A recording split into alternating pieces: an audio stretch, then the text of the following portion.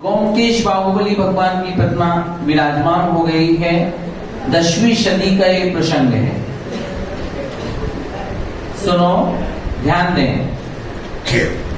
आश्चर्य करोगे, मैसूर नरेश ने एक मन बना रखा है। 80 किलोमीटर का फासला है लगभग मैसूर और गोमकेश में, जितना भी हो लगभग बोलता हूं। मैं रोज भगवान के चरणों में जाऊंगा और परिवार को साथ लेकर के जाऊंगा। क्या आपके पास जो क्षेत्र है उस क्षेत्र के प्रति आपकी इतनी आस्था होती है? नहीं हो तो बनाइएगा। आपको भी चाहिए कि आपके गांव के निकटवर्ती जो भी तीर्थ क्षेत्र है, कम से कम महीने में 2 बार, महीने में 1 बार उस क्षेत्र के दर्शन करने के लिए तो जाइएगा। धन्य वो मैसूर नरेश, इतनी बड़ी बागडोर को समझ। देखो, हर व्यक्ति का कोई ना कोई विरोधी तो रहता है। जिस वृक्ष पर फल ज्यादा लदते हैं ना, उस पर पत्थर फेंके ही जाते हैं, लेकिन जिस पर वृक्षी फल ही नहीं होता उसको कोई पत्थर नहीं मारता। ऐसे जिसके अंदर गुणवत्ता होती है उसके कोई ना कोई विरोधी तो होते ही होते हैं। जिसके अंदर कोई गुण ही नहीं होंगे तो उसका कोई विरोधी कहां बन पाएगा। मैसूर नरेश तो सरल शांत सज्जन पुरुष थे। एक विरोधी ने सोचा इनको कैसे मारा जाए, जान से कैसा मारा जाए। वो सोचने लगे, उपाय अच्छा ढूंढा। दक्षिण भारत की एक परंपरा है, भगवान के अभिषेक को चरणामृत बोलते हैं, और कई बार वो चरणामृत को मस्तिष्क पे लगाते हैं और कई लोग पी भी लेते हैं। जहाँ की जो परंपरा है, सम्यक असम्यक पर अपन कोई कमेंट्स नहीं करेंगे। अब वो रोज जाए दक्षिण भारत में, जल्दी से अपने हाथों से अभिषेक करने नहीं मिलता। पहले पुरोहित से, वहां जो पुजारी है उससे परमिशन लो, उसके बाद जा सकते हो। तो वहां की भी एक परंपरा थी, गंदों तक अपने हाथ से नहीं ले सकते, पुजारी ही देगा। मैसूर नरेश रोज यूं हाथ करते थे, हाथ में गंदों तक मिल जाता था। विरोधी ने एक दिन पुरोहित को खरीद लिया, इतने पैसे ले लो, शेष पैसे कार्य सिद्धि के उपरांत दे दूंगा। मंजूर है। कार्य करना था, हलाहल विष का प्याला दिया है, जो ऐसा हलाल है माथे पे लगेगा, बेहोश हो जाएगा सामने वाला। फिर बेहोश होने पर चम्मच से 1 बूंद उसके मुख में डाल देना, खेल खत्म हो जाएगा सामने वाले का। पुरोहित ने प्याले को लिया। रोज की भांति मैसूर नरेश ने अपने हाथ को यूं बढ़ाया। बाहर के बच्चों थोड़ा टिको मत, आगे आओ, अभी जवान है पत्रो, और आगे आओ थोड़ा। सुनो, जैसे ही हाथ को आगे बढ़ाया, पुरोहित का दिल कांप गया, उसका शरीर भी कांपने लगा। क्यों? आज हाथ कांप क्यों रहा है तुम्हारा? क्या बोलूं मैं? समझ गया मैं, कोई दाल में काला है ना? नहीं साहब, एक तरफ धन जाता है, एक तरफ धर्म जाता है। मैं समझ गया, तुमने खरीद गए हो, तुम किसी ने तुम्हें धन देकर के खरीद लिया है। कुछ मुझसे मत बुलवाओ, निश्चिंत रहो, तुम लाओ। अभी 1 चम्मच मुझे देते थे, पूरा कटोरा लिया मैसूर नरेश ने।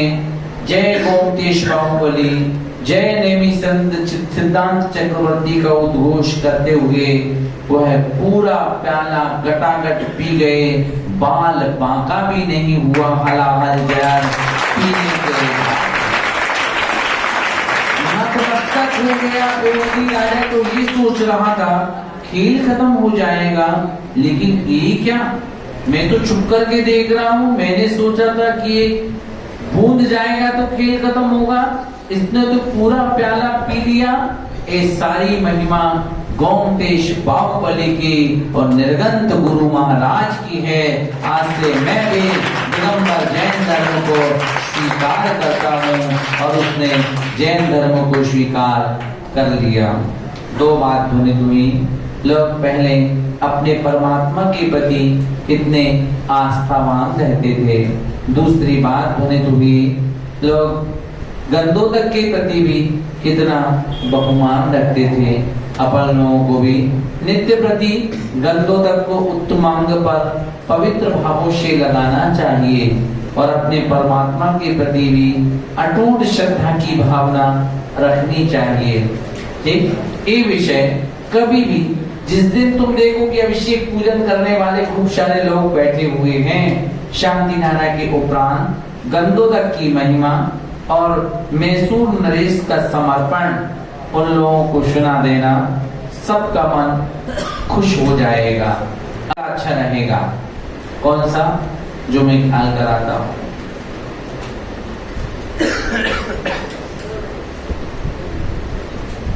फौज में काम करता था वह, अपने गांव आया, उसने देखा महाराज जी का पड़गाम हो गया, मन खुश हुआ। महाराज नियम देकर के ही आहार लेते थे। महाराज ने इशारा किया, नियम ले लो। हाथ जोड़ करके बोला, कैसे ले लूं? फौज में जो काम करता हूं। महाराज ने कहा, सारे इससे कहा नहीं लूंगा आहार। महाराज बहुत दूर से आया हूं, मेरी मजबूरी समझ लेना, आप आहार ले लो, आहार के बाद आप जो कहोगे वो नियम ले लूंगा। महाराज को दया आ गई, आहार ले लिया।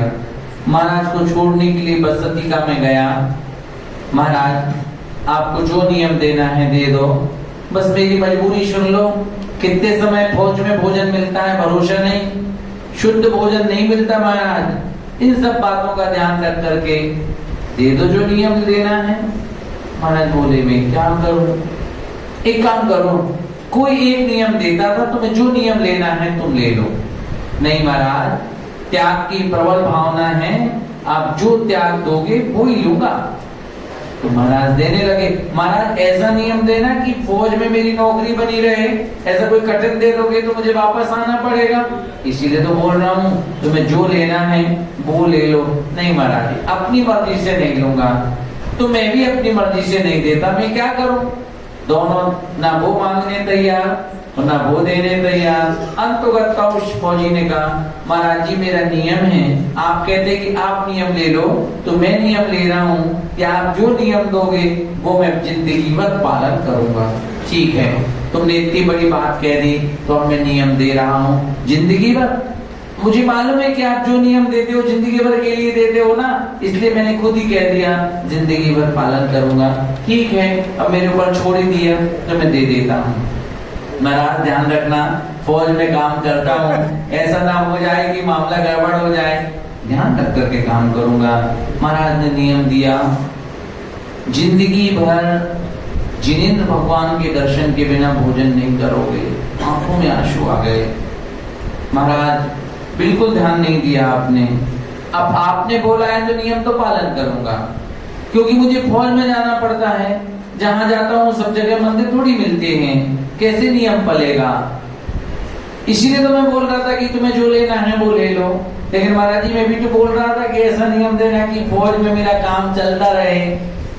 एक काम करो, मैंने सोच समझ के ही दिया है, जहां मंदिर ना हो ना, आसपास कुछ किलोमीटर की दूरी पर हो तो चले जाना, और जहां ना हो ना, एक संदूक में छोटी सी मूर्ति ले जा करके भगवान का दर्शन कर लेना। बस खुश हो गया। कई वर्ष तक तो वहां जाता, मंदिर ऑलरेडी मिलता। सबसे पहले उसे दिल्ली के आसपास जाने का अवसर मिला, वहां पता चला बहुत लंबी दूरी तक कोई मंदिर नहीं है। नियम था, देव दर्शन के बिना भोजन नहीं करूंगा, पहले देव पूजा, इसके बाद कोई काम दूजा। तुम लोग कैसा करते हो मुझे नहीं मालूम, यहाँ की बात नहीं कह रहा हूँ, घर में जाके क्या करते हो मुझे नहीं मालूम। ऐसे ही करते हो ना, करते रहना। कब तक? जब तक घट में सांस है तब तक कुछ काम करूं या ना करूं, लेकिन प्रातः काल की बेला में अपने अनंत भगवान को शीश झुकाने के लिए अवश्य ही जाऊंगा। एक वो भगवान है जिनके आगे माथा झुकाओगे तो आज का सितारा चमकेगा, जिसमें कोई संदेह नहीं। नियम ले लिया। अब ले जाऊं मूर्ति, छोटी सी मूर्ति संदूक में लेकर के वह श्रावक चला गया। जवान था, 30 साल का युवक घास फूस की झोपड़ी में तंबुओं के बीच में उसने उस मूर्ति को विराजमान किया। रोज प्रातः काल की बेला में उठता, पूजन पाठ करके फौज में चला जाता। सभी लोग देखते, क्या करते हो? भगवान का दर्शन पूजन। क्या मिलता है?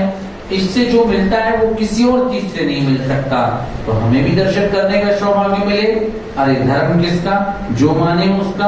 अब तो तंबू में रहने वाले सभी लोग भगवान को प्रणाम करने लगे। 400 फौजी थे। सभी लोगों ने देखा तो सब लोग जब भी सामने से निकलते भगवान को प्रणाम करके चले जाते। सही में सबके मन में अपूर्व उत्साह जागने लगा।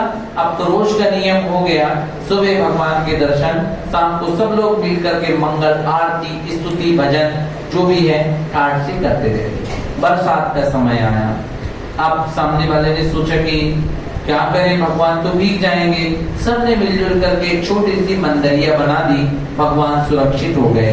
कुछ दिन बाद सामने वाले का ट्रांसफर हुआ, वो जाने लगा तो अपनी मूर्ति को ले जाने लगा।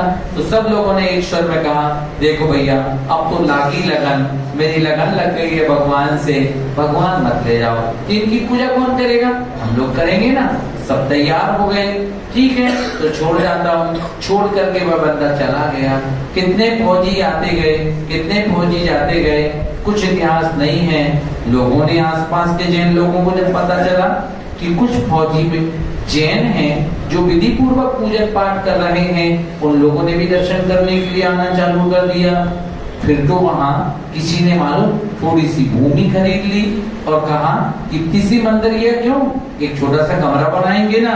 सब फौजियों ने मिलजुल करके एक कमरा बनाया और कहते हैं, बताते हैं, पढ़ते वो मंदिर इतना बड़ा मंदिर बना कि लाल किला के सामने दिगंबर जैन लाल मंदिर के रूप में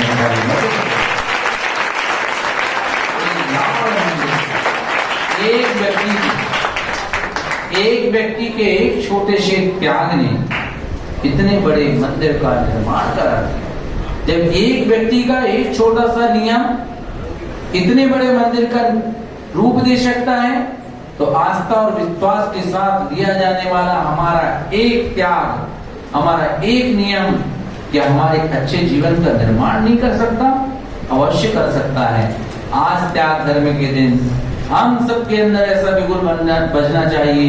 एक न एक नियम लेकर के हम अपने जीवन को अवश्य परिवर्तित करें। चाहे रात्रि भोजन का त्याग हो, चाहे रोज मंदिर के दर्शन का नियम हो, चाहे रोज पूजन करने का संकल्प हो, चाहे अभक्ष्य पदार्थों के त्याग का विषय हो, और चाहे और दूसरे बड़े बड़े पापों के त्याग का भाव हो, जो भी हो बना करके जाना, तो तुम्हारा त्याग धर्म मनाना आज सार्थक होगा।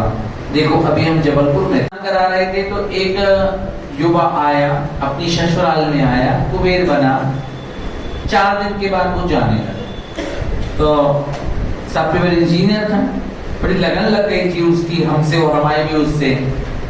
आकर के रोने लगा, भैया जी क्षमा करना, विधान के बीच में से जा रहा हूँ। क्यों जा रहे हो? नौकरी करता हूँ ना, बम्बई में हम नौकरी। क्या करते हो? सॉफ्टवेयर इंजीनियर हो। कितनी सैलरी पाते हो? अरे भैया सैलरी की तो बात बहुत, 30 लाख रुपए का जॉब है। तो हम इतने तुम पैसे पाते हो तो अरे वही तो मुश्किल है, कितनी बड़ी हमारी ऑफिस है कि मैं 2 दिन की छुट्टी लेकर के आया था, 2 दिन तो कॉल कर दिए, लेकिन अब नहीं सकता, अब तो जाना ही पड़ेगा। ठीक है क्या कर सकता हूँ, जाओ। मैंने पूछा मंदिर रोज जाते हो? आस्था तो बहुत है लेकिन जा नहीं पाते। क्यों? 15 किलोमीटर की दूरी पर है ना। ठीक है, जब वो जाने लगा, लेकिन भैया इतनी आस्था है कि ऐसा लगता है कि रोज मंदिर जाऊं, पर मजबूरी बस है, और कोई बात नहीं। आधे घंटे जाने में लगे, आधे घंटे आने में लगे, वो मैनेज नहीं हो पाता। ठीक कोई बात। हम अच्छा सुनो, ऑफिस जाते हो? रोज जाते हो। कितने किलोमीटर है? 17 किलोमीटर है। रोज जाते हो? बोले रोज जाता हूँ। मंदिर रविवार को बस जाता हूँ। तो उनका ऑफिस तुमको दूर नहीं लगता रोज? अब तो बंदे का माथा घूम गया कि भैया जी आज तक मेरे को कभी ऐसा नहीं लगा कि मेरा ऑफिस दूर है। हम क्या भाई जिससे तुम्हारे जीवन का अच्छा निर्माण होना है, वो दूरी तुम्हें दूरी सी लग रही है, और जिसमें तुम्हारा केवल धन बढ़ना है, जीवन का निर्वाह होना है, उसको तुम कुछ नहीं बोल रहे हो। वो दूरी दूरी समझ में नहीं आ रही, और ये दूरी तुमको दूरी समझ में आ रही है। आंखों से उसके आंसू बहने लगे। बोले भैया जी सही में आज तक मेरे को कभी नहीं लगा, गाड़ी बढ़ाई मैंने कि ऑफिस मेरा दूर है, पर जब गाड़ी बढ़ाता था तो लगता था वो मंदिर मेरे से दूर है। आज मेरे को एहसास हो रहा है मेरी बहुत बड़ी गलती है। सही में जिससे जीवन का निर्वाह हो रहा है वो दूरी दूरी नहीं लग रही है, और जिससे जीवन का निर्माण होना है उन भगवान का मंदिर मुझे दूर लग रहा है। अब मैं वहां मकान लूंगा जहां से मंदिर पास होगा। और 15वें दिन वहां से आकर के वो मेरे को खबर भेजता है, भैया 500 मीटर की दूरी पर मैंने अपना फ्लैट ले लिया है। अब मैं दोनों टाइम 3 लोग के नाथ को प्रणाम करने के लिए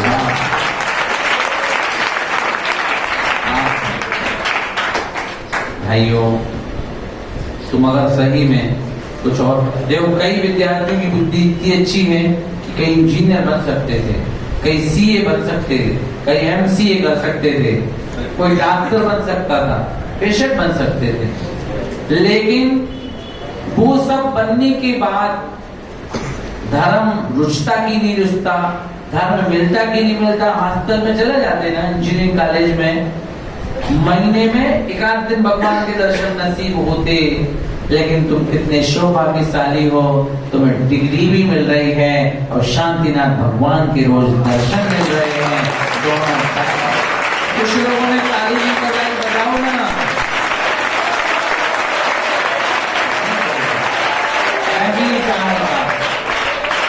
नहीं चाहता जिन धर्म बिना में चक्रवर्ती का होना, और नहीं अखरता जैन धर्म के सहज दरिद्री का होना।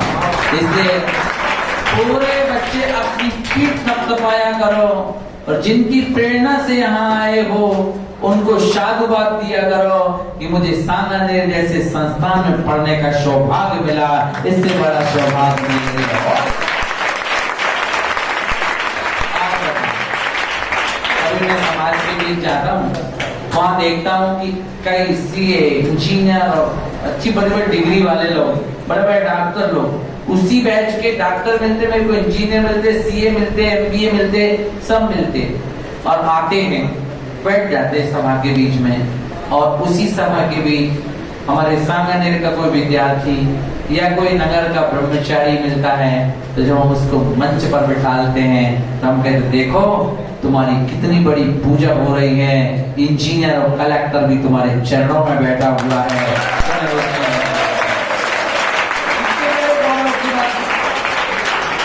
विचार करो ना कभी, जिस नगर में तुम विद्वान बन के जाते हो तुम्हें कितना ऊंचा बिठाते हैं, और अपने आचरण को अच्छा रखोगे ना, और ऐसा आचरण अपने गांव में बनाओ कि तुम्हारे आचरण और तुम्हारे ज्ञान को देख करके तुम्हारे गांव के लोग भी शास्त्री जी कह करके तुम्हें मंच के ऊपर बिठा लें, तुम्हें और तुम्हारे माता पिता को गौरव होए, वो कहे दुनिया के बालक एक तरफ और मेरा बालक एक तरफ।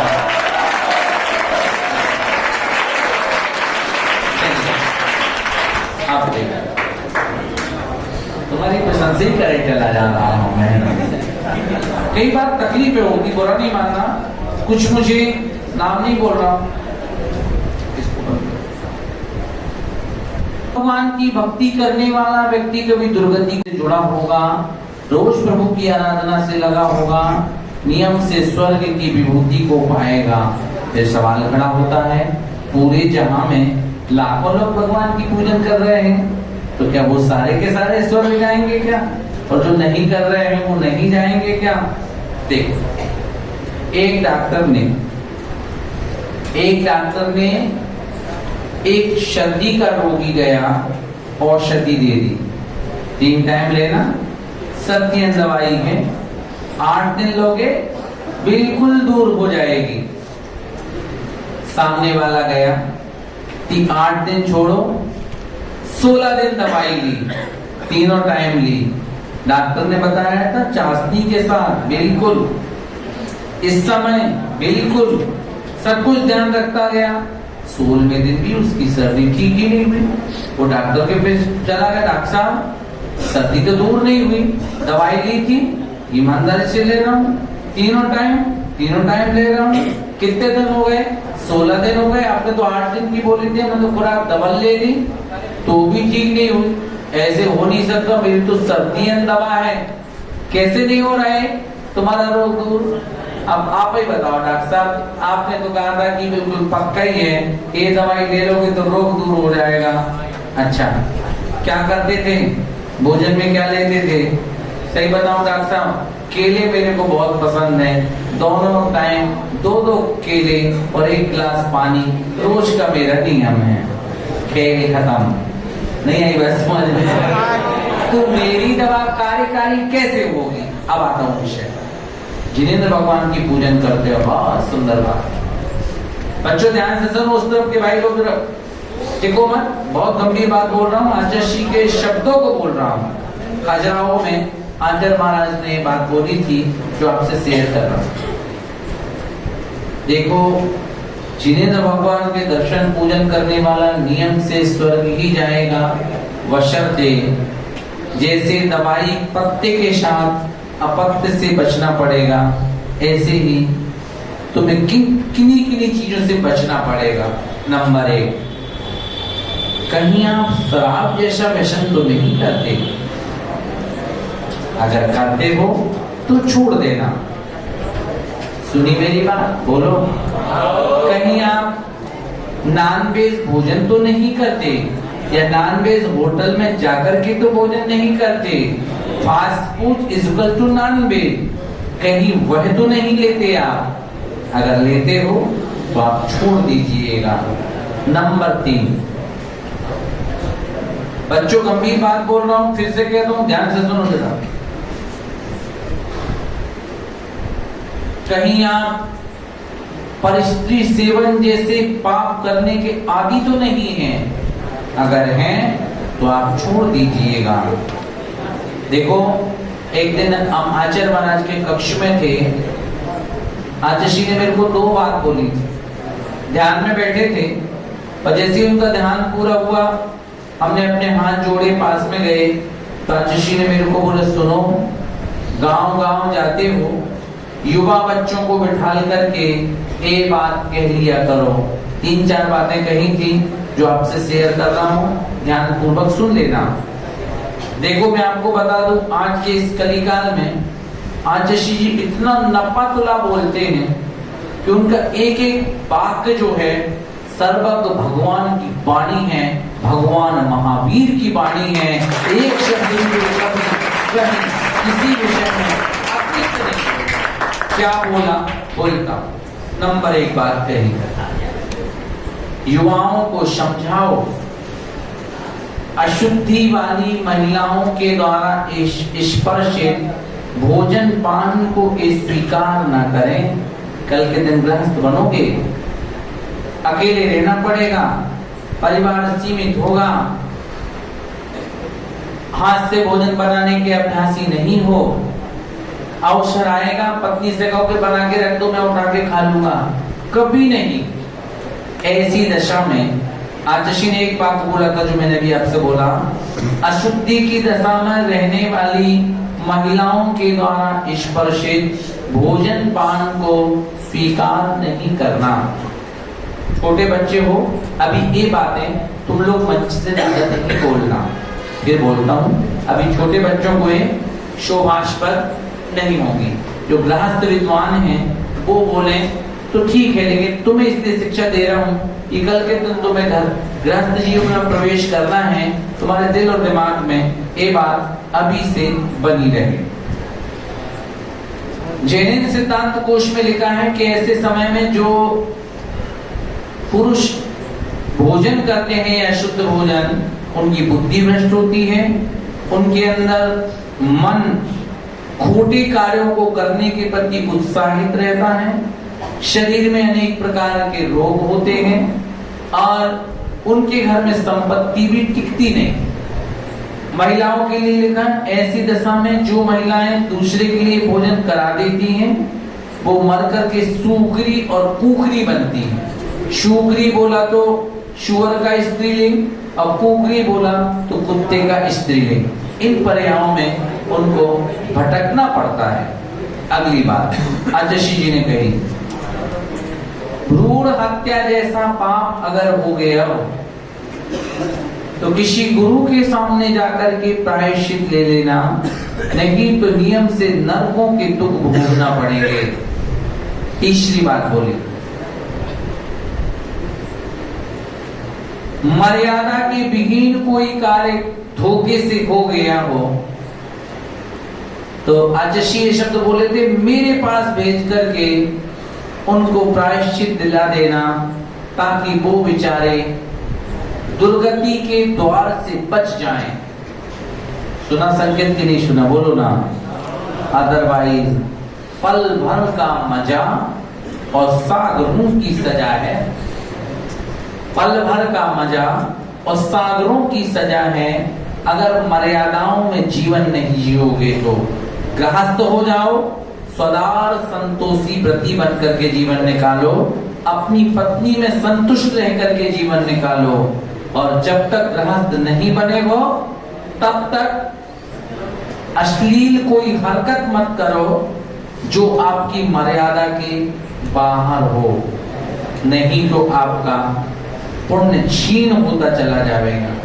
इस मोबाइल को बंद करो थोड़ा। और समृद्धशाली बनूं कि करोड़ों रुपए का दान देने में मेरे को कभी हाथ पीछे ना करना पड़े। भगवान आपकी कृपा से खूब मेरे घर में धन करके और खूब दान में दे सके। ऐसी भावनाओं के दर्द नहीं बनना, भावना बनाना कार्य सिद्ध अवश्य ही होगा। अगली बात बोलता हूं। अजशी ने 3 बातें और कही थी जो सबको बताया करो समाज के बीच। अजशी बोले, मैं देखो अगर हार्ट में तकलीफ हो तो हार्ट स्पेशलिस्ट के पास जाना पड़ेगा, आंख में दर्द हो तो आई स्पेशलिस्ट के पास जाना पड़ेगा, और किडनी में कोई तकलीफ हो तो उसके स्पेशलिस्ट के पास जाना पड़ेगा, लेकिन मैं एक ऐसा वैद्य हूं कि मेरे पास सब रोगों का इलाज है। फिर अजशी बोले, सुनो, वहां जाओगे तो पैसे भी देना पड़ेंगे, लेकिन मैं एक ऐसा वैद्य हूं जो फ्री में इलाज करता हूं। बोलो तुम्हें दवाई दूं क्या? भाई बोलो ना। तो बताता हूं। कोई भी मर्ज का रोगी हो, मैं हर की तकलीफ को दूर कर सकता हूं, और तुम सब कोई ना कोई रोगी तो हो गई, तो मैं सबका इलाज करने का एक तरीका बताता हूं। बताऊं? लेकिन अजशी बोले, मैं नहीं बताता। अभी ऐसा नहीं लग रहा कि तुम लोग मेरी उस बात को मानोगे। जब ऐसे श्रावक मेरे को नजर आएंगे जो मेरी बात को मान लेंगे, तब मैं बताऊंगा। ऐसे अभी मेरे को भी नहीं लग रहा कि मैं बताऊं तो उस बात को तुम स्वीकार कर लोगे, इसलिए मैं नहीं बता रहा। इतनी मनोहार से बोल रहे हो तो बोल देता हूँ। अजशी बोलकर ऐसे ही बोला था खजुराहो में, मैं सभा में था। बता। नंबर 1, लबोकार महामंत्र की 2 मालाएं रोज फेरना। नंबर 2, जैसे रेलवे स्टेशन पर अगर आप खड़े होगे ना तो ऐसा लगेगा कि आगे वाली पटरी आपस में मिली हुई है। कदम बढ़ाओगे तो लगेगा नहीं, हमारा भ्रम था, पर्याप्त गैप है।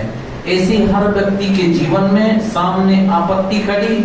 किसी के घर में धन नहीं है, किसी के घर में कोई रोगी है, किसी के घर में कोई बुद्धिमान नहीं है, किसी का विवाह नहीं हो रहा है, किसी को कोई फिक्र है, सबकी अपनी अपनी समस्याएं हैं। लेकिन इन सब समस्याओं को किनारे पर लगाया जा सकता है क्या करके? वही जो अजशी कहते मैं बता रहा हूँ। पहली बात बताई, नमोकार मंत्र की 2 मालाएं अवश्य फेरना। दूसरी बात, 24 घंटे में एक बार श्री भक्तांबर का पाठ अवश्य ही करना। तीसरी बात, प्रतिदिन जिनेंद्र भगवान का अभिषेक और पूजन अवश्य ही करना। चौथी बात, अपने घर में साधु और त्यागी के आहार कराने की परंपरा बना के रखना। उत्तर पुराण में लिखा है, जिनके घर में साधु संत और त्यागी व्यक्तियों के चरण पड़ते हैं, उनके घर में सुख शांति और समृद्धता बरसती है। अगली बात, प्रतिदिन अपने द्वारा उपार्जित धन का कहीं न कहीं अच्छे कार्य में दान देना।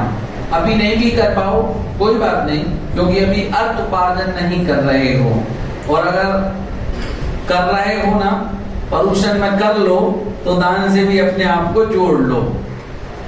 अगली बात जो मैंने अपनी ओर से जोड़ ली, उनने तो इतनी बात कही थी।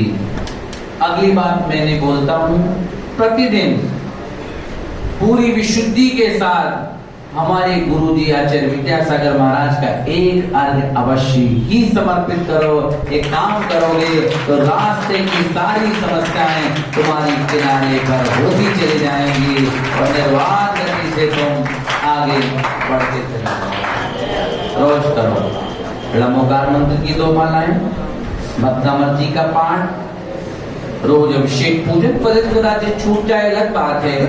और अगली बात, अतिथि सत्कार की भावना। नगर में साधु हो तो उनको आहार दान देकर आना या देखने जाना, या अवसर आने पर घर में अतिथि का सत्कार करना। और अगली बात, आचार्य महाराज का बहुत श्रद्धा भक्ति के साथ में एक अर्घ्य अवश्य ही समर्पित करना। अब सलाह एक गरीब था, देखो ये मेरे को अभी कहना है कि कभी भी हम कृतज्ञ ना बने, कृतज्ञता ज्ञापित करते रहे सबके प्रति। एक गरीब था, उसकी दुकान नहीं चलती, संकेत लिखते जाना, अच्छा प्रसंग है। एक गरीब था, दुकान नहीं चलती थी, सज्जनता बहुत थी, माँ का इकलौता बेटा था, घर में और कोई नहीं था, माँ और बेटे। उम्र हो गई थी, विवाह नहीं हो रहा था, माँ बहुत चिंतित थी। सामने सेठ जी थे, बहुत संपन्न थे, दुकान शानदार चलती थी। माँ ने एक दिन कहा, बेटे मैं बहुत चिंतित हूँ, तुम्हारी दुकान भी नहीं चलती, शादी भी नहीं हो रही है, तुम सेठ जी के पास जाओ, उनसे कुछ क्यों लेकर के आओ कि दुकान चलेगी कैसे अच्छी। वही सामान तुम रखे हो, वही वो रखे हैं, उनकी दुकान में भीड़ रहती है, तुम्हारी दुकान में ग्राहक नहीं आते। सेठ जी बहुत सज्जन हैं, तुम्हें अच्छी सलाह देंगे। बेटा गया, सेठ जी दुकान नहीं चलती है। हाँ बेटे, मैं भी बहुत चिंतित रहता हूँ, और जब भी तुम्हारी दुकान में ग्राहक आता है ना, हम इतने खुश होते हैं जितने खुश हमारी दुकान में ग्राहक के आने पर भी नहीं होते हम। और सही में तुम मेहनत तो पूरी कर रहे हो, तुम्हारी माँ सज्जन भी बहुत है, क्यों नहीं चलती हम तो नहीं बता सकते। पर नगर के बाहर एक रिद्धि संपन्न मुनि महाराज विराजमान हैं, उनके पास चले जाओ, वो तुम्हें कुछ बताएंगे पुण्य बढ़ाने की कोई कला। ठीक है, चला जाता। जा रहे हो तो मेरा भी एक काम कर देना, तुम्हें तो पता ही है 20 साल की बेटी हो गई मेरी, इकलौती बेटी है, गूंगी है, बोल नहीं रही है, पूछ आना। वो कैसे बोलेगी, पूछूंगा। चला गया, आगे गया, रास्ते में उसे किसान मिला। किसान बोला, मेरी जमीन में तो कुछ आम के वृक्ष लगाए, फल ही नहीं रहे हैं, पूछाना। पूछाऊंगा। आगे गया, एक साधु मिला, मेरा मन ही नहीं लगता ध्यान में, सोने चांदी की दुकान थी, हीरे मोती की दुकान थी, वही याद आता है, पूछाना। पूछाऊंगा। पहुंच गया, सवाल कितने हो गए? 4। अरे कैसे 4? 3 कैसे हुए? 4 एक तो जोड़ो, 4 हो गए। संत ने कहा 3 सवाल का जवाब दे पाऊंगा। उसने क्या करूं, इनका छोड़ूंगी, उनका छोड़ूंगी, उनका छोड़ू। उसने कहा सबके महत्वपूर्ण है, हम तो अपना बाद में पूछ लेंगे अगली बार, पहले सबका हो जाने दो। सबके सवाल पूछ लिए, उत्तर मिले, लौटा। सबसे पहले साधु मिले, क्या बताया? उन्होंने कहा परिग्रह दुख का कारण हीरा मोती जवाहरात रखे हो, ध्यान लगेगा कैसे, सब छोड़ो तब लगेगा। तो बिल्कुल सही, मैं तो इसलिए ले आया था कि मान लो मन नहीं लगा और पत्नी ने और बच्चों ने स्वीकार नहीं किया तो कुछ तो अपने पास रहे। ठीक है बेटे, अब केस लॉन्च करता हूँ, लंगोटी छोड़ता हूँ, ये तो फेंक देता हूँ, हीरा मोती काहे को फेंकूं, तेरे ही ने मेरे को क्यों दिया, ले तू ही ले जा। और ध्यान में बैठा, साधु का तो अच्छा ध्यान लग गया, हीरे मोती लेकर के आगे बढ़ा तो किसान मिला। किसान, उनने बताया किसान को बोलो कि फसल को बड़े कैसे, जमीन में जड़ों को फैलने का स्थान नहीं मिल रहा होगा, खुदाई की, 2 सोने के घड़े मिले, देख मना नहीं करना, एक तेरा और एक मेरा, सोने का घड़ा लिया, आया किसके पास, सेठ जी के पास। सेठ जी चिंता नहीं करो, उन्होंने कहा घर बैठे जमाई आएगा, अरे ऐसे कैसे, इतने साल हो गए, कहाँ मिल रही मेरी बेटी को अच्छा बर, इतना वो नहीं था। जाने लगा वो, सेठ जी ने एक बात और कही थी, साधु जी ने क्या कही थी कि जिस दिन तेरी उनकी बेटी अपने होने वाले पति को देखेगी उसी दिन बोल पड़ेगी। इतना कह नहीं था कि ऊपर से बेटी बोलती है, पिताजी नए मेहमान कौन से आए हैं, नहीं आई बात समझ में, जल्दी आ बनाने का तो इतने खुदों में तुम्हारी शादी हो गई हो, है ना, जल्दी आ देख। साधु ने बताए हैं और शादी कर दी, और देख तेरी दुकान तो तेरी है ही, मैं क्या करूंगा, इतनी संपत्ति, इकलौती मेरी बेटी थी, अब मेरी दुकान भी ले चाबी तेरी है। डर गया, पत्नी ने, माँ ने कहा क्यों बेटे, महाराज जी ने कुछ, सेठ जी ने कुछ क्यों दिया कि नहीं दिया, कैसे गरीबी दूर होगी, वो कैसे शादी होगी, माँ दरवाजा तो खोल, गरीबी तो दूर हो ही गई और बेटे की शादी भी हो ही गई।